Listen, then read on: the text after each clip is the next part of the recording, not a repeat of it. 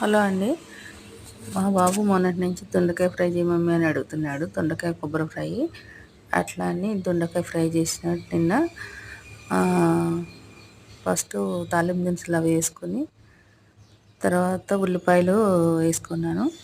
ఉల్లిపాయలు వేసుకున్నాక ఉల్లిపాయలు వేగినాక దొండకాయ ముక్కలు వేసుకొని ఫ్రై చేసాను. బాగా చేసినాక దొండకాయ ఫ్రై బాగా వచ్చింది. మా చిన్నోడికి దొండకాయ ఫ్రై అంటే చాలా ఇష్టం అండి.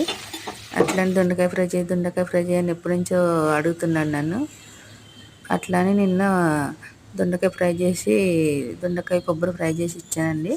వాడు చాలా బాగుంది మమ్మీ అని అంటున్నాడు. ఎప్పటి నుంచో దొండకాయ ఫ్రై యూట్యూబ్లో చేసి పెడదాం అని అడుగుతున్నాడు మా చిన్నోడు. అట్లా అని ఒకసారి ట్రై చేసామండి నిన్న. ఉప్పు కారం అవన్నీ వేసుకొని కొంచెంసేపు 5 మినిట్స్ అయినాక మళ్ళీ కరివేపాకు వేసుకొని ఫ్రై చేసుకోవాలని బాగా. తర్వాత ఇంకొంచెం ఒక 2 మినిట్స్లో దింపుకుంటామన్నాక కారం అవన్నీ వేసుకొని మొత్తం అంతా అయిపోయినాక అప్పుడు కొబ్బరి పొడి వేసుకోవాలి. కొబ్బరి పొడి వేసుకుని ఒక 2 మినిట్స్ అట్లే ఉంచినాక దింపేయాలి. మా చిన్నోడు అప్పుడు చూసి తిని బాగుందని చెప్పాడు. మీరు ట్రై చేయండి ఫ్రెండ్. దొండకాయ కొబ్బరి కర్రీ చాలా బాగుంటుంది.